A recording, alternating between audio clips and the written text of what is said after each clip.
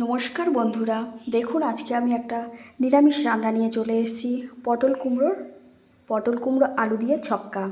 এই রান্নাটা আমি একটু অন্যরকমভাবে করব। দেখুন এখানে কুমড়োগুলো কাটা আছে, আলুও কেটে নিয়েছি, পটলও কেটে নিয়েছি। আর এখানে মশলার মধ্যে আছে ফোড়ন দেব 5 ফোড়ন, নুন, হলুদ গুঁড়ো, লঙ্কা গুঁড়ো, ধনে গুঁড়ো, জিরে গুঁড়ো। ব্যাস, রান্নাটা এবার আমি শুরু করব। রান্নাটা আমি সম্পূর্ণ সর্ষের তেলে রান্না করব। দেখুন আমি কড়াই বসিয়ে দিয়েছি, কড়াই গরম হয়ে গেছে। এবারে দিয়ে নেব সর্ষের তেল। দেখুন তেলটা গরম হয়ে গেছে। এবার পটলগুলো একে একে দিয়ে লাল লাল করে ভেজে নেব।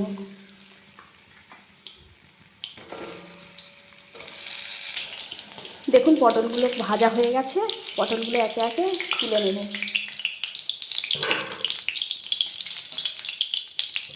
এবারে ভেজে নেব কেটে রাখা আলুগুলোও লাল লাল করে ভেজে নেব।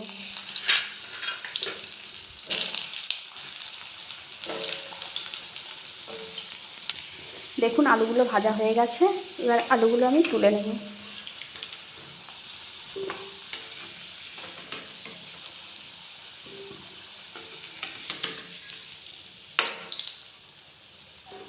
আলুগুলো তোলা হয়ে গেছে।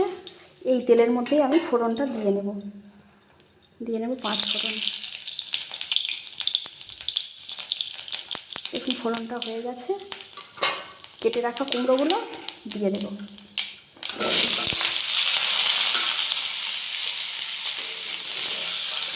তেলের সাথে ভালো করে নাড়িয়ে কুমড়োটা ভেজে নেব। এর সাথে সাথে ভেজে রাখা আলু আর পটল দিয়ে দেব।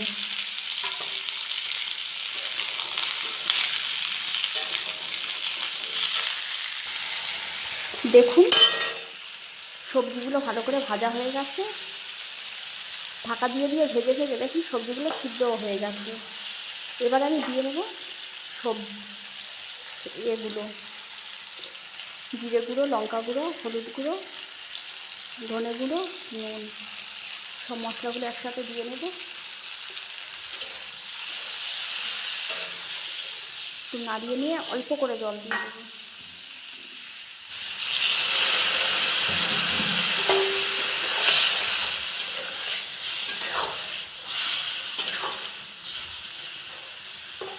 একটু ফুটে গেলেই নামিয়ে নেব।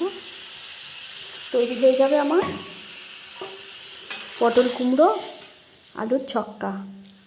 এটা নিরামিষ দিনে আপনারা ট্রাই করে দেখবেন। রান্নাটা খুব সুন্দর হয়, খুব টেস্টি। এটা লুচি, রুটি, ভাত সবের সাথে খুব ভালো যায়। দেখুন আমার তরকারিটা হয়ে গেছে। কিছু সবজি একটু ঘেঁটে দিয়ে নামিয়ে নেব। খুব তাড়াতাড়ি রান্নাটা হয়ে গেল। আপনারা নিরামিষের দিন রান্নাটা ট্রাই করতে পারেন।